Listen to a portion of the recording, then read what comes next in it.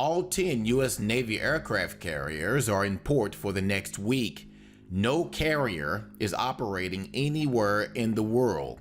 If someone were to attack the United States, our aircraft carriers would be sitting ducks. This is not fake news. This has been completely verified by several sources, and we have them linked below this video. For the next week, not only will there be no U.S. Navy aircraft carriers in the world or in the Middle East deployed anywhere, but there will be no American aircraft carriers deployed at sea anywhere else in the world, despite a host of worldwide threats facing the United States. The carrier USS Dwight D. Eisenhower and her strike group returned to Norfolk, Virginia Friday following a 7-month deployment. The Ike launched hundreds of airstrikes against ISIS in Iraq and in Syria from both the Mediterranean Sea and the Persian Gulf. 2 destroyers in the Ike's strike group also saw combat.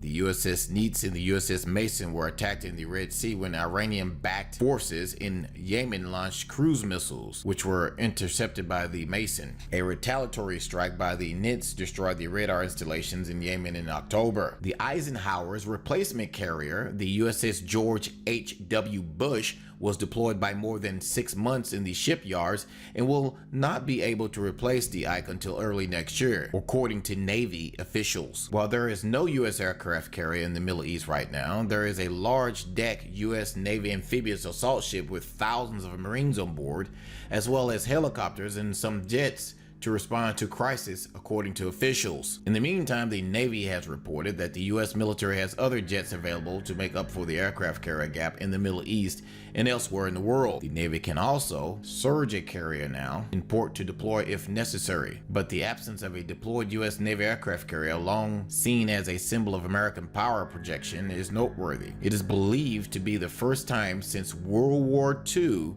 that at least one U.S. aircraft carrier has not been deployed somewhere in the world. We're not going to discuss the timing of the operational movements of the carrier strike groups into and out of U.S. Central Command area of responsibility, said Captain Terry Shannon, a U.S. Naval Forces Central Command spokesman. In a statement to the public, CENTCOM is tasked with control over all U.S. forces in the Middle East and Afghanistan. It is not the first time that there has been a carrier gap in the Middle East. Last fall, the U.S. Navy relied on a French aircraft carrier to fill the void when the USS Theodore Roosevelt returned home. At the time, it was the first gap in carrier coverage in the Middle East since 2007. Other factors contribute to U.S. Navy not having aircraft carriers deployed anywhere in the world right now.